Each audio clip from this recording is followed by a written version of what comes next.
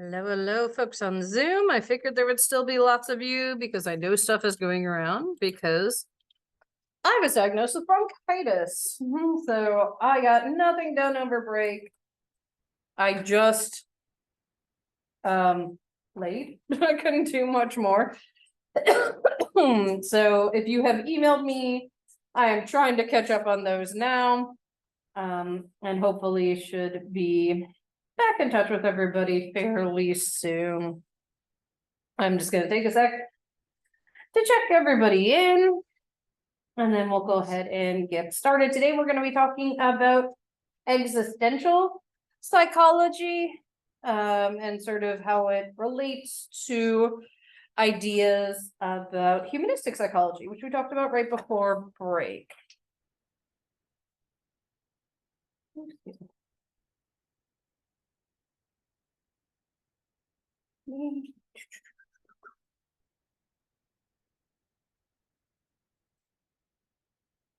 Did anybody get to do anything fun over break? We went pumpkin picking. That was like our big thing, and then we all got really sick and didn't do much.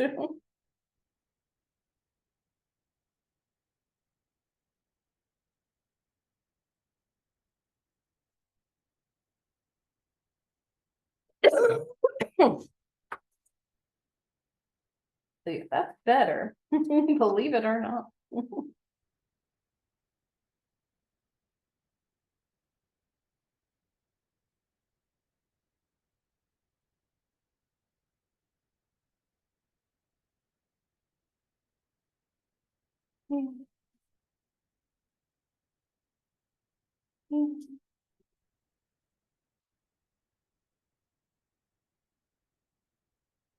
Okay.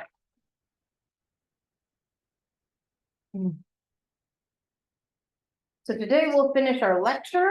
We have a discussion day on Friday, and then your next exam is due on Monday. That is already posted. So you can dive into that whenever you're ready.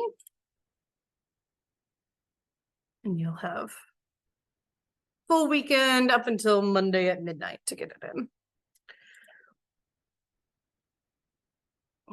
Time to juggle captions. Alrighty, so if you remember, again, we've been talking about humanism and this idea that humans are all inherently striving to be the best they can be. There it is. That's the bronchitis. I'm on antibiotics. I shouldn't be contagious, but obviously I'm asking as usual, just to be on the safe side. So existentialism is related, but takes a very different turn or tact on how it looks at things. So if you've taken philosophy, existentialism has been brought up. This is really a philosophical idea that has blended over into psychology. And this makes sense just inherently because psychology grew out of philosophy. So existentialism was a broad philosophical movement that began in the 1800s, the mid 1800s. And it was a reaction against rationalism, science, and in particular, the Industrial Revolution. There was a lot of concern about things becoming automated, people becoming very left out or just becoming like a cog in the wheel. They thought that rationalism had gone too far in attempts to account for everything, and that they had lost all touch with human experience. That essentially we weren't even thinking of humans as humans anymore. So the purpose was to regain contact with the experience of being alive and aware. And just to do a little bit of breaking down of the word itself, exter or existential, ex means out and stare means stand. And so the idea was standing out via self-consciousness, self-reflection, choice. Responsibility is a big one we're going to get to. And then also creativity and love. So what does it mean to be human as opposed to being a face in the crowd, a brick in the wall? What does it mean to be a human being existing? What does it mean when you say, I am? So these quotes give us a little bit of a feel of this movement. Sartre, French philosopher, wrote a play called No Exit. That's one of the key existential works. Said, hell is other people. Robert Browning says, take love away and our earth is a tomb. And then Rollo May was the most influential existential psychologist. And he said, I am, therefore I. May thought Descartes got it wrong. It wasn't the, I think, therefore I am, like I exist first. They talked about the dynamics of consciousness. And again, you can see how everything we talk about through the rest of the semester is a reaction to Freud, right? So it's not the dynamics of the unconscious, it's the dynamics of consciousness. And they argue that this is what gives us power as people. I take responsibility for myself, for my actions, and even for other people. And I do this by choosing to be conscious, choosing to be aware of what's going on around me. Acceptance and transcendence are a big part of this. So creativity, love, responsibility, self-reflection, imagination, promise, hope, faith, devotion, a relationship with a higher power, all flow from this dynamics of consciousness. What does it mean to be a human being? After break, it's their talk. Always fun. Yay, okay. A human being. And a human being, what? What are you being? What are you doing? How is it getting you there?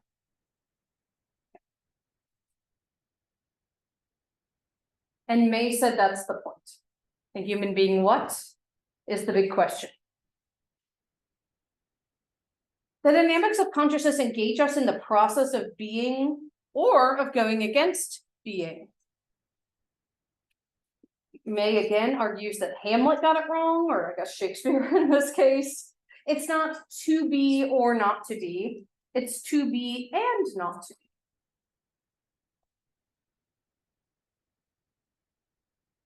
One of the biggest foci of this theory is the idea of authentic versus inauthentic living. So these are some of the crises they talked about that we have to go through, and we have to decide, are we going to live authentically? Are we going to navigate this so that we're living an authentic life? Or are we going to continue being inauthentic? So freedom versus enslavement. And enslavement here was not literal. This is enslavement to habit, to external pressures, to other people. Courage versus cowardice. There's no courage without fear. But the same consciousness that makes us capable of being courageous can also make us cowards.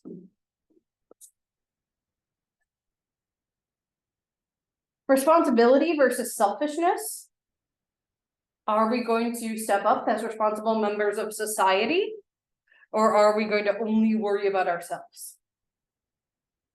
Commitment versus alienation. Am I going to commit to larger society? Or am I going to isolate myself, alienate myself, only worry about myself? And then efficacy versus powerlessness. Existentialists believe this is a choice, that we can choose to be active and exercise the power we have, or we can choose to be sort of helpless. I can't do anything, I'm just a little human, right? Some people make themselves just part of the machine, a brick in the wall, because they can't take the uncertainty, the pain, the complexity. And if you focus too much of that and you get mired in that, it leads nowhere, right? It is just a system you get stuck in. In addition to these questions of authentic versus inauthentic living, existentialists also talk about existential dilemmas. And they argue there is no exit, if we're going to use Sartre's words, from these. One of them is death. Death is inevitable, and we have to acknowledge that, according to existentialists. One of the challenges they had to have people do is write your own obituary. What would you have stood for? How would you want to be remembered? So seeing death as not something to fear, but something to motivate us while we're alive. So the challenge is, how are you going to live? An existentialist thought life has meaning only as it relates to death. Freedom. This is the freedom to manage yourself through the power to imagine, the power to create. This is not easy. Sartre said people are condemned to freedom. And freedom is not just another word for nothing left to lose. It also means having everything to gain. Now, isolation and separation can be part of this. So we're all prisoners within the dynamics of our own consciousness. We are all alone in many ways. And the question is, how do we deal with that? The existentialists were the only people to say about love, caring, and giving that it's very important, but they also acknowledged you can get hurt, right? You can get singed from love. And that's why it becomes a dilemma. Are you going to choose to be isolated because you might get hurt? Or are you going to allow yourself to experience love, caring, and giving, but know that it could end badly, right? They also talked about meaninglessness and purposelessness. The power of the mind to understand is also the power of the mind to become confused. Some of you may be experiencing that right now, right? Existentialism is like a little hard to wrap your head around. You simultaneously confront and transcend each of these dilemmas.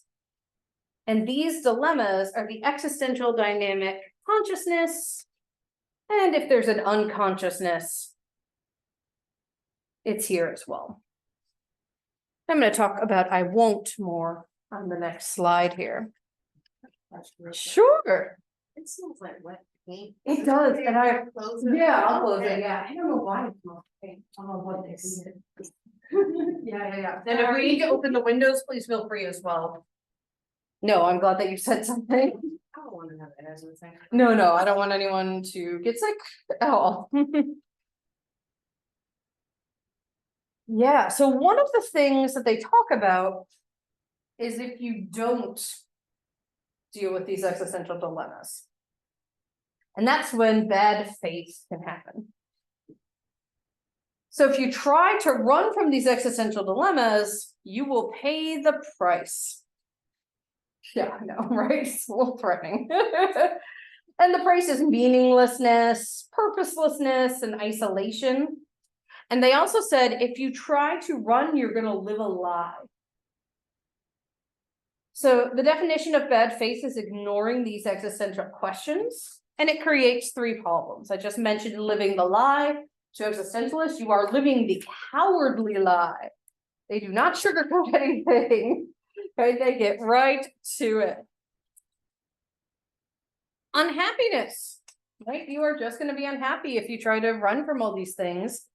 And then realistically, it's just not possible, right? You have to confront these dilemmas. What is not possible is not to choose. If I do not choose, I am still choosing. Sartre said.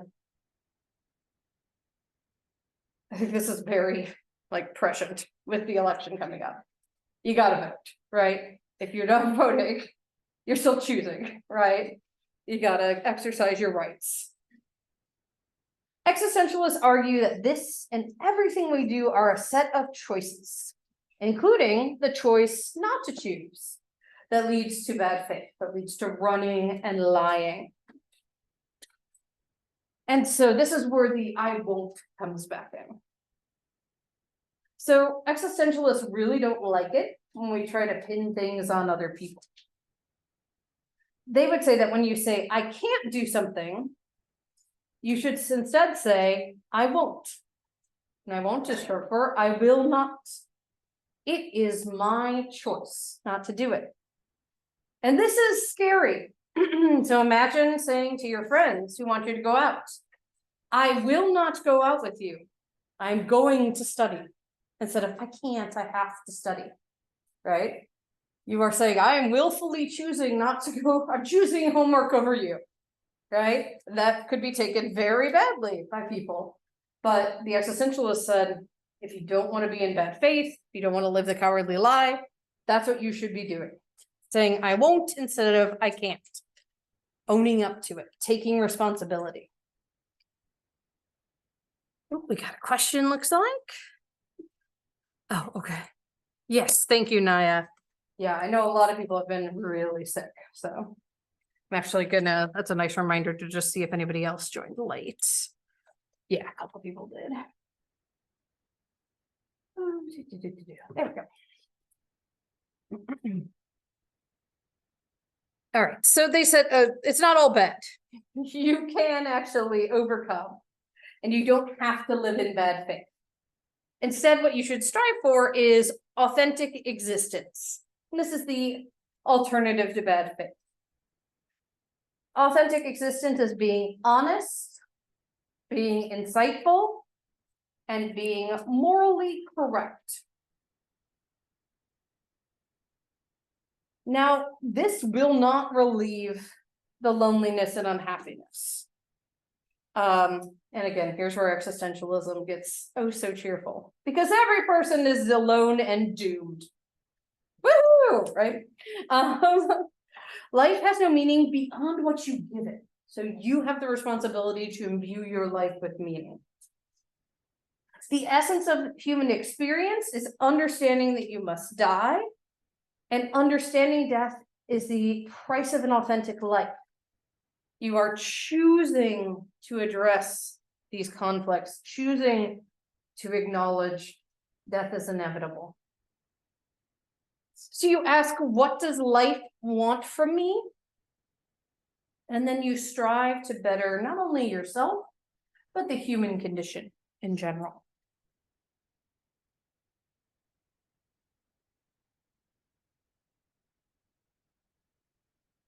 One of the things that existentialists talked about is the parts of this experience.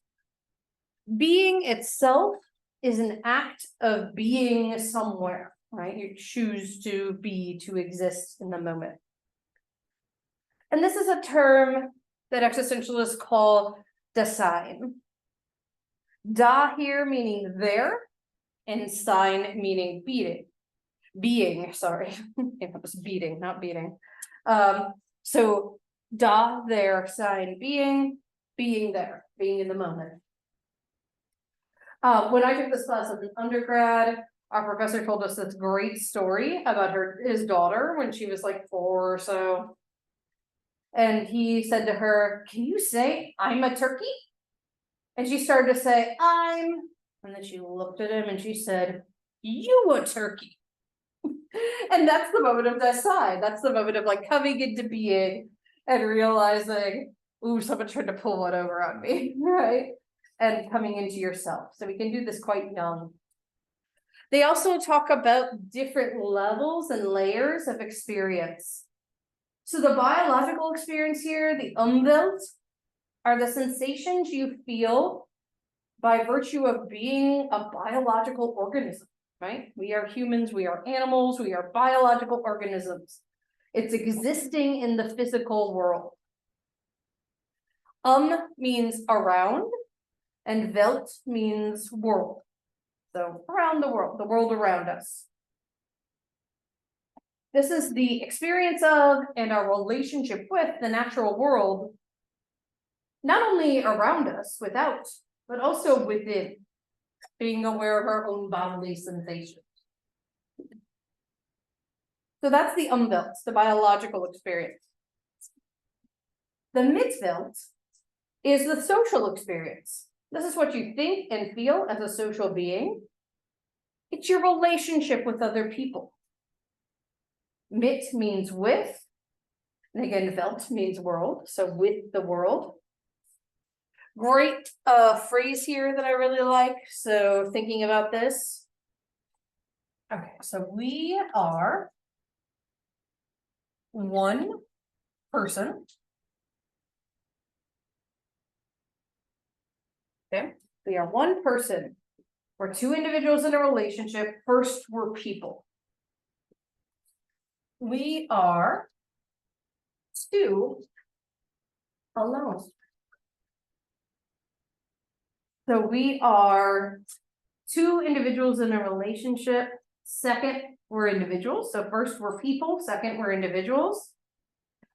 We are three together.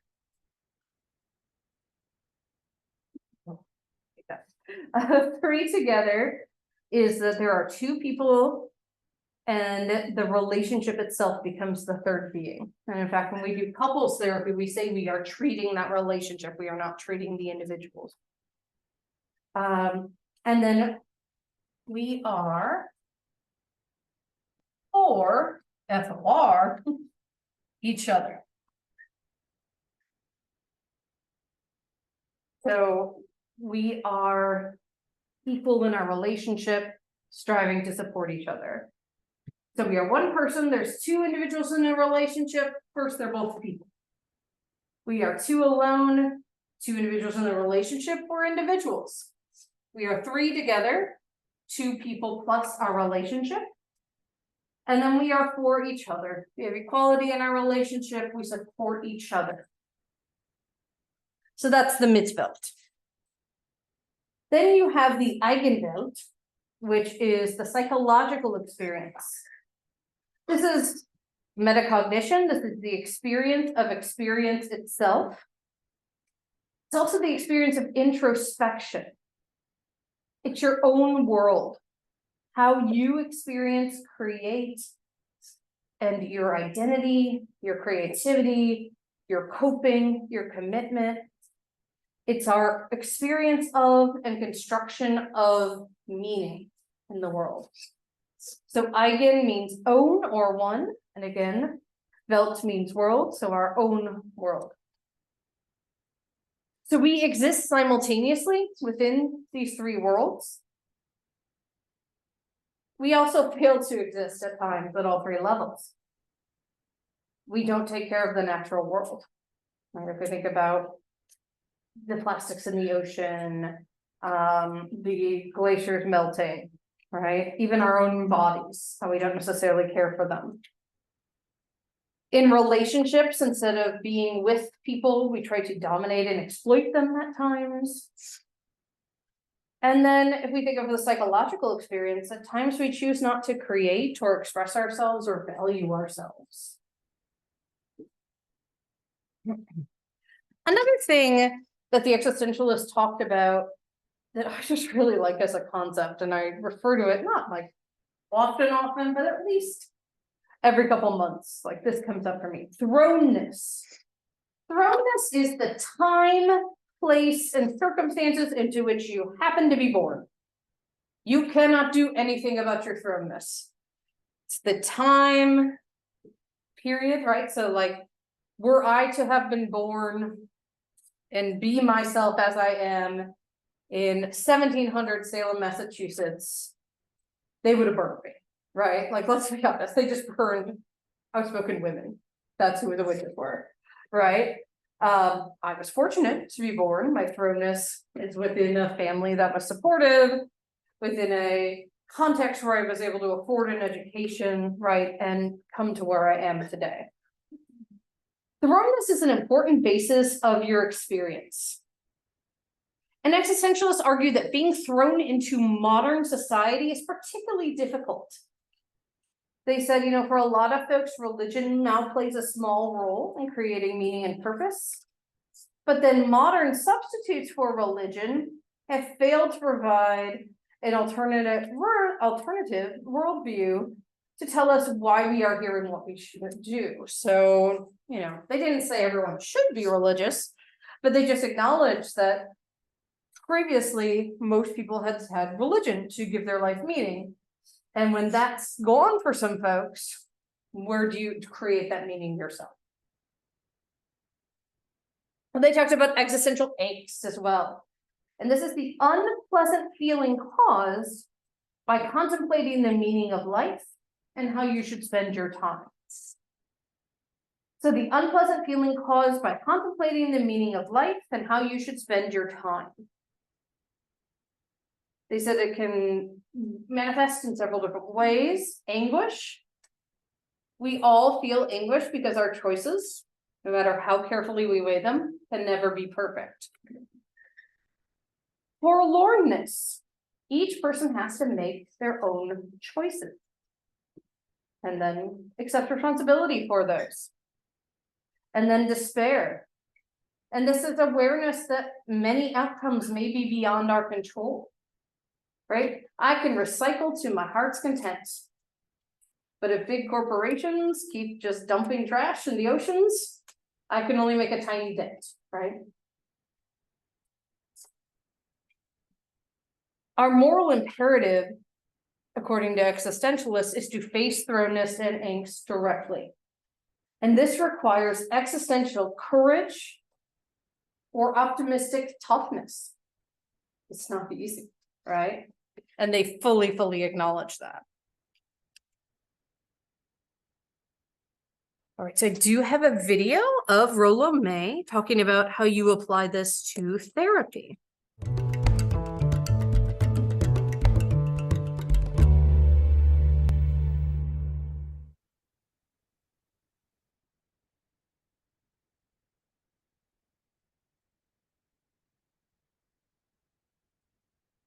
Psychotherapy is facing a very profound crisis.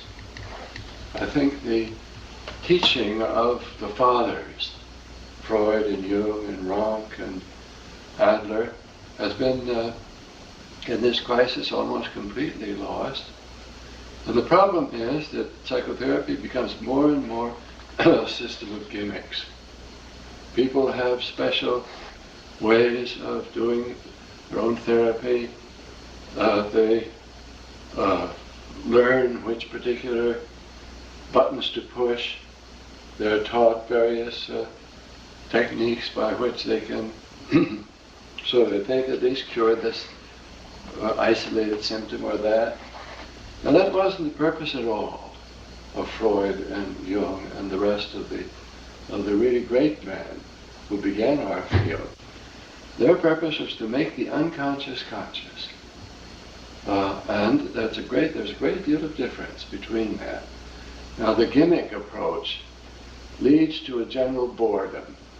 And the reason there's so many new systems of psychotherapy that spring up, every time you turn around there's a new system.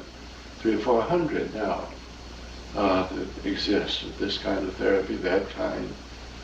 The reason that this happens is that people are simply bored. As the therapists are bored. And they have to find some new gimmick in order to make it amusing, at least to them. Now they're bored because they deal with the minor problems of life. They patch a person up and send him out again. I don't regard that as real therapy at all. The therapy that is important, as I see it, is the therapy that enlarges the person, makes the unconscious conscious. It enlarges our view, it enlarges our experience, makes us more sensitive, it enlarges our intellectual capacities as well as other capacities. Now this is what Freud was setting out to do. It's what Jung was trying to do. So Adler and Rank, Otto Rank, these people never talked about these gimmicks. It just didn't interest them. What did interest him was making a new person. So again, existentialist not going to pull punches, will make fun of other therapies. I think what he means by gimmicks is like behavioral therapies, which is a little hilarious to me because they have the most support in terms of actually helping people. All right, some other important concepts within existential theory. One is flow. The way to pronounce this guy's name is Csikszentmihalyi. So Csikszentmihalyi, and he talked about and was really interested in optimal experiences. So he wanted to think about how to make the most of your moment-to-moment experience. Because the moment-to-moment experience to him is what really matters in life. He talked about autotelic activities, which are activities that are enjoyable for their own sake. And he said that this is the best way to spend your time. The concept of flow is the subjective experience of an autotelic activity, of doing an activity you enjoy. Flow is characterized by tremendous concentration with a total lack of distractibility and thoughts concerning only the activity at hand. Flow is characterized by mood that is slightly elevated and time seems to pass very quickly. Flow arises when the challenges of an activity match a person's skills. The secret for enhancing your quality of life, according to Csikszentmihalyi, is to spend as much time in flow as possible. But a flow is solitary, and so you kind of have to weigh this. So flow is basically runner's high, or just really being in the moment. People tend to experience flow doing their sports, creating art. I get into flow when I write. I can be typing away at the computer and I look in like several hours have passed. I didn't realize it. And so people can experience this in lots of different ways. There are things that can interfere with our ability to be in the flow. One is just, not engaging in those activities that are autotelic to us. Another is if we are consumed by other things, right? Anxious people. One of the constructs I study is self-objectification, seeing yourself as an object instead of a fully functioning person. That has been shown to really interfere with your ability to get into a flow state. Another important construct for, I have a Csikszentmihalyi video, I forgot. Here he is. Mihaly Csikszentmihalyi, the well-known father of positive psychology, was born in Fiume in 1934. The son of the Hungarian consul. The family left Hungary in 1944 and moved to Rome, where they operated a small restaurant. The young Csikszentmihalyi did not like Italy and emigrated to the United States. He was interested in painting, and he worked and attended university lectures at the University of Chicago. Later, he became head of the psychology department there. Mihaly Csikszentmihalyi wrote his doctoral dissertation in the field of creativity. This led him to the understanding of the phenomenon of happiness, which he describes as flow experience, in one of his articles written in 1972. The theory became widespread only after 1988. Several of Csikszentmihalyi's books have been published in Hungarian. The Flow, The Psychology of Optimal Experience, and The Evolving Self. His books have been translated into more than 30 languages. Mihaly Csikszentmihalyi is a member of both the American Academy of Sciences and the Hungarian Academy of Sciences. Flow is a state of mind or an experience, a state of experience that we feel when we are totally involved in what we are doing. I began to notice how important this feeling is in the arts, for instance, for painters or musicians who, when a painter begins to fill a white canvas, a canvas with nothing on it, and he or she begins to put colors on this canvas and begins to develop a shape, develop a painting that will be important to them and to the public. The artist completely loses track of the time. They don't notice they're hungry, they're tired. They are just sometimes working for days without stopping. And that feeling that then they try to explain it to someone who wasn't involved in the painting, and they explain it as being completely carried away, almost like being in a river and the flow of the water takes them on. The state of mind has the same characteristics. Everybody describes it as being very focused, very clear goals, immediate feedback to the action, and balance of challenges and skills. So this is the experience of flow as they describe it in art, in sports, in music, and every time a person is really involved in what they're doing. For instance, one of the most successful examples is a Swedish company called Green Cargo, which has been losing money for 125 years, and every year losing money. Partly, the only way they could afford that was that they were a government company of transportation, which were state-owned.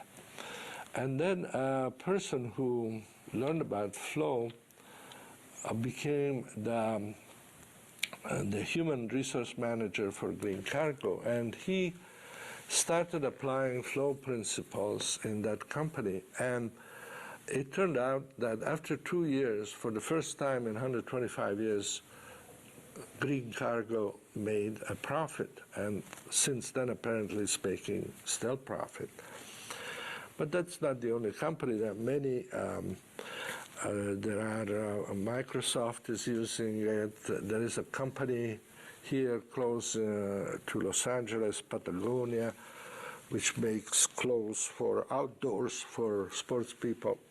And that's a very good example of a company that is able to introduce flow in the work. So you can see applying it in lots of different ways, lots of different Mihai, places. Another related concept is hardiness, and this comes from the psychologist Maddie. And the idea here is that stress is not always bad. And without stress, life would be boring and meaningless. And many people seek to avoid stress by developing a conformist lifestyle, again, being a cog in the wheel, a brick in the wall. And that is going to lead to an existential psychological pathology of a false sense of self. And that is essentially bad faith. So this existential psychopathology is bad faith. What can arise here is vegetativeness, where the person feels that nothing has meaning and becomes listless and aimless. And Maddie saw vegetativeness as the most severe kind of existential pathology. Nihilism is another example here, where your experience is dominated by anger, disgust, and cynicism. It's slightly less severe than vegetativeness and more common. And the idea that can happen here is that only extreme thrills will garner your full attention and distract from deep feelings of meaninglessness. And this can lead to promiscuous sex, drug use, alcoholism. And Maddie saw the purpose of these things as being to conceal the emptiness of life. So Maddie said that hardiness is a lifestyle that embraces rather than avoids potential sources of stress. And it's a cure for bad faith. Stressful and challenging experiences can bring learning, growth, and wisdom, and they're important for giving meaning to life. If you are hardy, you can experience control over your own life. Commitment, that experience of being committed to something or someone. Choice, making your own choices in your life. Change, which you saw as really one of the underlying factors of life. Life is growth, life is process, life is change. Challenge, life is challenging, life is invigorating. And all of these really map onto Rogers's ideas of the fully functioning person. So again, you can see how existentialism and humanism really go hand in hand. And so bringing this all together, both existentialism and humanism focus on the human being, the human in the process of being, existing. Sartre said, existence precedes essence. Being as a participle, an action. You're born of consciousness and you add responsibility and will. You are a human being. Being is also an act of individual creation, but it's marked by continual responsibility and choice, and that is a struggle in and of itself, right? It's real easy to just let other people make your choices, hang back, kick back. I don't need to worry about this, right? But to choose to take responsibility, that is a challenge, and that is a human being.